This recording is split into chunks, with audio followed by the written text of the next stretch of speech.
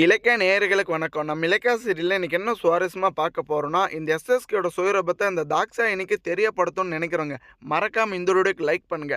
ஏன்னா வரப்போற எபிசோட்ல இந்த தாக்ஷாயணிய கடத்துனது மட்டும் இல்லாம, இந்த எஸ்எஸ்கேயோட வாயில அவன் பண்ண எல்லா குற்றங்களும் எல்லாம் ஃப்ராட் வேலையும் இந்த தாக்ஷாயணிக்கு தெரியப்படுத்தணும்னு நினைச்சிருக்காங்க. ஒரு பக்கம் இந்த தாக்ஷாயணிய இந்த எஸ்எஸ்கே கொன்று அப்படின்னு சொல்ற அளவுக்கு நம்ம இலக்கிய அவன் வாயால ஒரு உண்மைய வர வைக்க போறாங்க.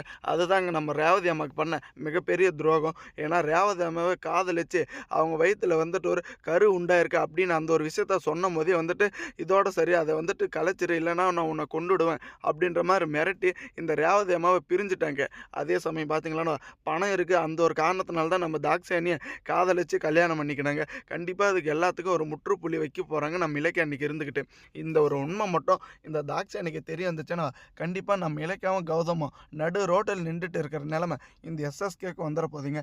ஏன்னா இவ்வளோ நாளாக நான் இந்த அஞ்சலியும் இந்த கார்த்திகா இந்த எஸ்எஸ்கே ரொம்பவே நல்லவன் அப்படின்னு நினச்சிட்டு இருந்தாங்க. ஆனால் அவங்களுக்கு மத்தியில் மிகப்பெரிய ஒரு சந்தேகத்தை இன்றைக்கி தாங்க நம்ம இலக்கிய விதைக்க போகிறோங்க. ஏன்னா இந்த எஸ்எஸ்கேயோட சுயரூபம் தெரியாமல் ஆரம்பத்துலேருந்து இப்போ வரைக்கும் திட்டம் போட்டு இந்த அஞ்சலி ஒரு பக்கம் ஏமாந்துருக்கா, இந்த தாக்ஷானியும் ஒரு பக்கம் ஏமாந்துருக்கா. அதே சமயம் பார்த்தீங்கன்னா நம்ம ரேவதி அம்மாவை எதுக்கு இந்த நேரத்தில் அவங்களுடைய பேச்சை இழுக்கணும்னு எல்லாருக்குமே ஒரு கேள்விக்குறியாக இருக்குங்க. ஏன்னா நம்ம இலக்கியாவும் கௌதமும் நடு ரோட்டில் வந்தது மட்டும் இல்லாமல் இந்த எஸ்எஸ்கேவோட சூழ்ச்சினால்தான் ஒருவேளை சாப்பாடு வழி இல்லாமல் பண உதவி யாருமே பண்ணாமல் இப்போ தங்க வீடு கூட இல்லாமல் ரொம்பவே கஷ்டப்பட்டுட்டு இருக்காங்க. நமக்கே இந்த கஷ்டம் வந்தபோது கண்டிப்பாக இந்த எஸ்எஸ்கேவோட சுயரூபத்தை நம்ம விட்டு வைக்கக்கூடாது. கௌதமுக்கு தெரிஞ்சாலும் பிரச்சனை இல்லை அப்படின்ற ஒரு முடிவுக்கு நம்ம இலக்கிய வந்துட்டாங்க. கூடிய சீக்கிரத்தில் இந்த கார்த்திகை இந்த அஞ்சலி இந்த எஸ்எஸ்கேவோட சுயரூபத்தை புரிஞ்சுக்கிட்டு என்னை மன்னிச்சிருங்க, நான் ரொம்ப பெரிய தப்பு பண்ணிட்டேன் அப்படின்னு நம்ம இலக்கியோட காலையும் நம்ம கௌதமோட காலையும்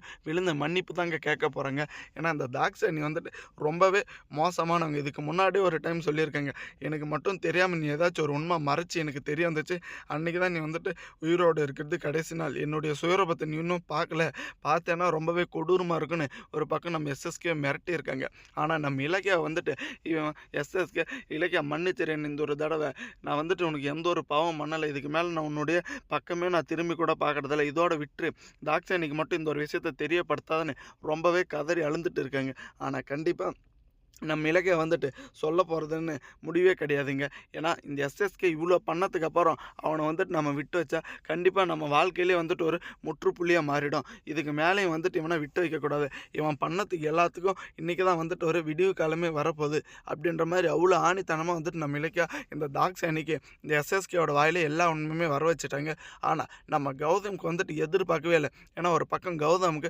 பயங்கர கோவங்க, இலக்கியா இந்த ஒரு உண்மை ஏன் என்கிட்ட இவ்வளோ நாளாக மறைச்ச, நான் என்ன உனக்கு அப்படி பாவம் பண்ண அப்படின்ற மாதிரி. இல்லை கௌதம், நான் சொல்கிறத கொஞ்சம் புரிஞ்சுக்கா, இவ்வளோ நாளாக இந்த எஸ்எஸ்கே நம்ம வாழ்க்கையில் வரக்கூடாதுன்னு நினச்சி தானா அவன் பண்ண எல்லா ஃப்ராடியோலையும் நம்ம ஜெயிலுக்குள்ளே சொல்லிட்டு இருந்தோம், கோர்ட்டில் நிப்பாட்டினோம். ஆனால் அந்த ஒரு சட்டத்தை அவன் உடச்சிட்டு வந்துட்டான். இதுக்கு மேலே அவனை நம்ம பாவம் பார்க்கக்கூடாது அப்படின்ற மாதிரி அவ்வளோ ஆணித்தனமாக சொல்லிட்டாங்க. கூடிய சீக்கிரத்தில் இந்த எஸ்எஸ்கேயோட சுயரூபம் எல்லாருக்கும் தெரிய புரிஞ்சுக்கணுங்க. தேங்க்ஸ் ஃபார் வாட்சிங். இலக்கிய நேயர்களுக்கு மறக்காமல் சப்ஸ்கிரைப் பண்ணுங்கள்.